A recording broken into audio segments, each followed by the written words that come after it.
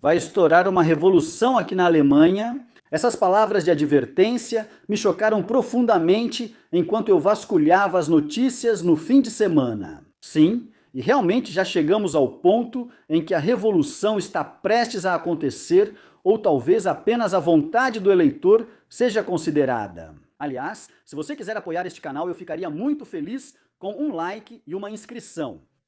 E o grande escândalo não foi por causa desse vídeo sobre a Receita Federal. E eu acho que isso cai muito bem hoje de manhã. Quando o eleitor decide recuperar seu país, ele não pode ser impedido. Eleições legítimas. E isso vai ser explicado agora de forma bem resumida. Hans-Georg Maassen. E depois eu explico para vocês por que estamos à beira de uma revolução. E vocês decidem por si mesmos o que querem fazer com isso. E a AfD, que tem a maioria absoluta dos mandatos e pode eleger o ministro-presidente. E então aqui na Alemanha, provavelmente, eu diria, uma revolução iria estourar nesse sentido. O que acontece, na verdade, se eles não conseguirem e ao mesmo tempo perderem de novo nas eleições por correspondência? Então teremos uma revolução aqui também. E que provavelmente não será liderada pela Antifa, mas todos nós sabemos disso. Especialmente no leste da Alemanha, as pessoas ainda têm uma ditadura muito clara em sua memória. E geralmente eles aceitam muito menos do que aqui no oeste.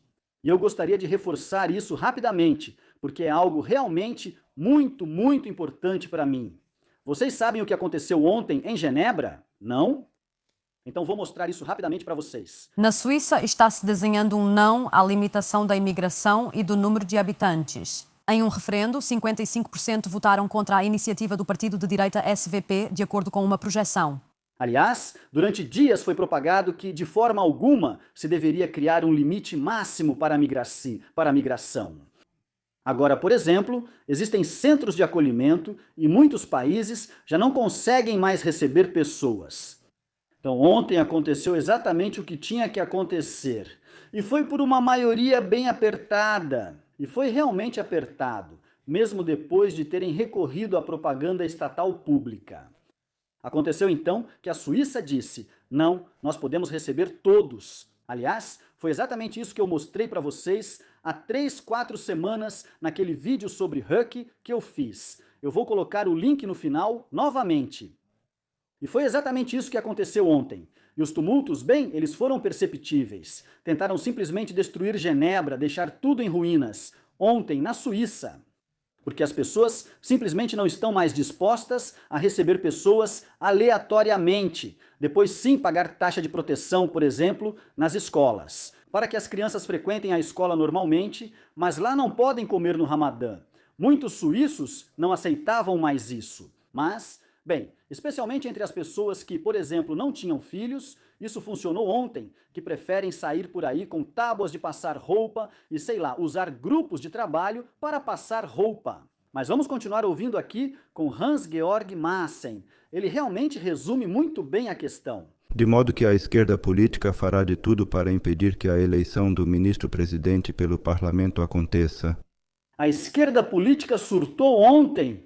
Vocês provavelmente não perceberam isso. Vocês assistiram futebol ontem? Tem um jogador de futebol chamado Nemtscha.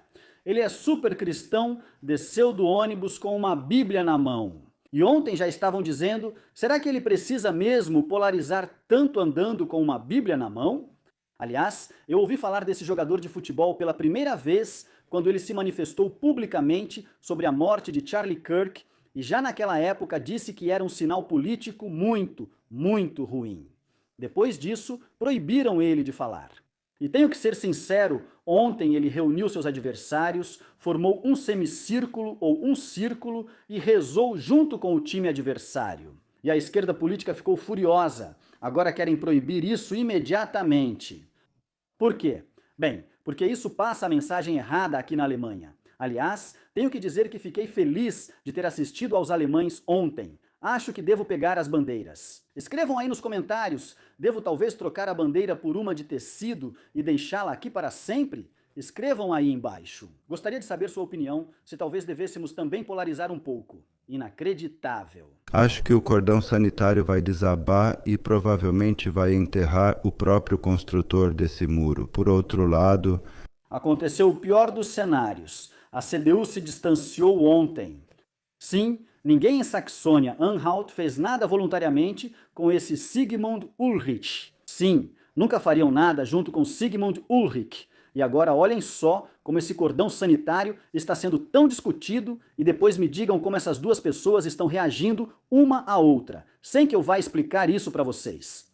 Paul, ele não foi sentido. Eu nunca sentei no Bundestag. Esse foi o telefone dos partidos tradicionais. O telefone dos partidos tradicionais. Talvez o Serviço de Proteção à Constituição estivesse diretamente envolvido. Também pode ser. Ninguém sabe. Obrigado novamente, Kolja, por compartilhar.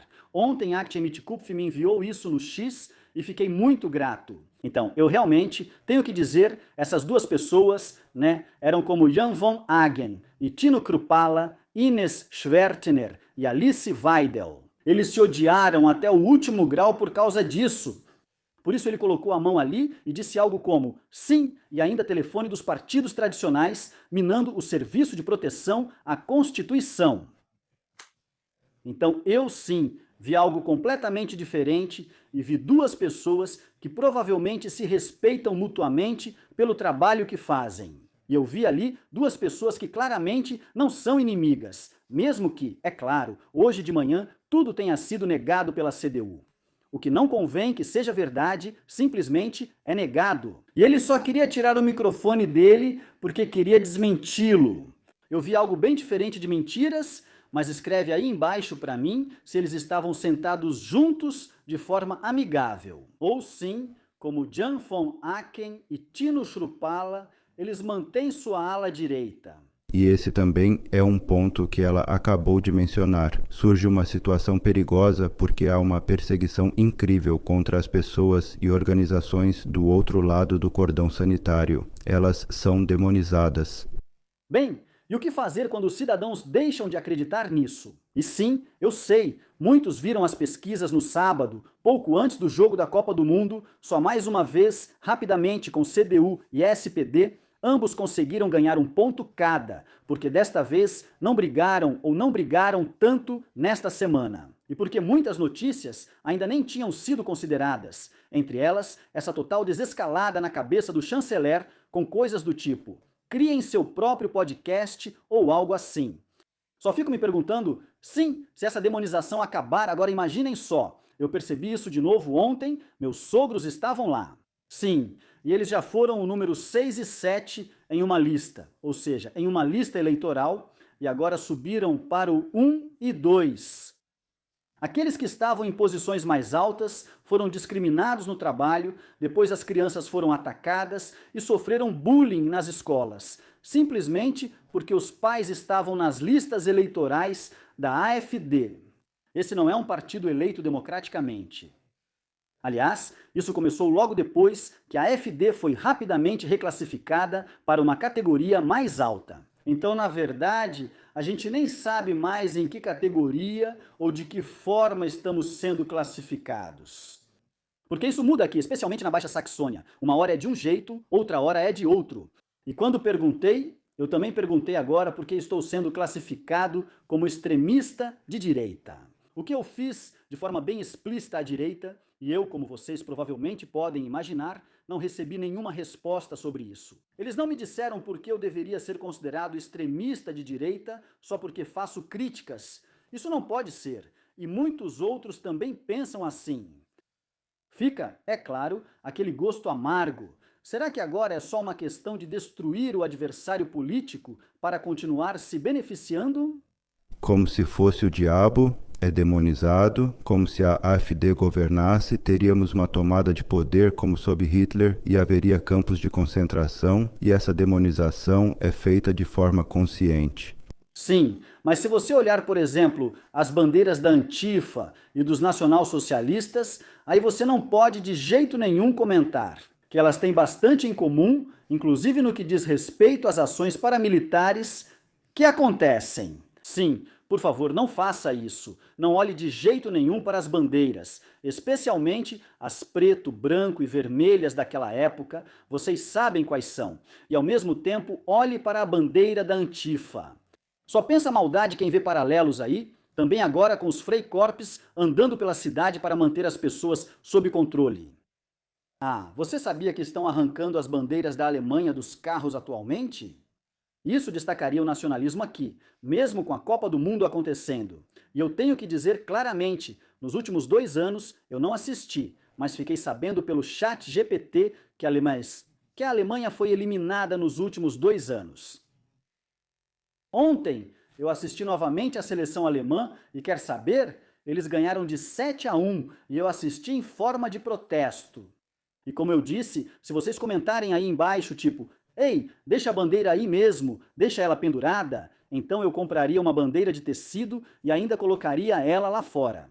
Aí talvez eu possa mostrar para um ou outro dos meus vizinhos de esquerda depois da Copa do Mundo. Sim, na nossa varanda tem uma bandeira da Alemanha pendurada.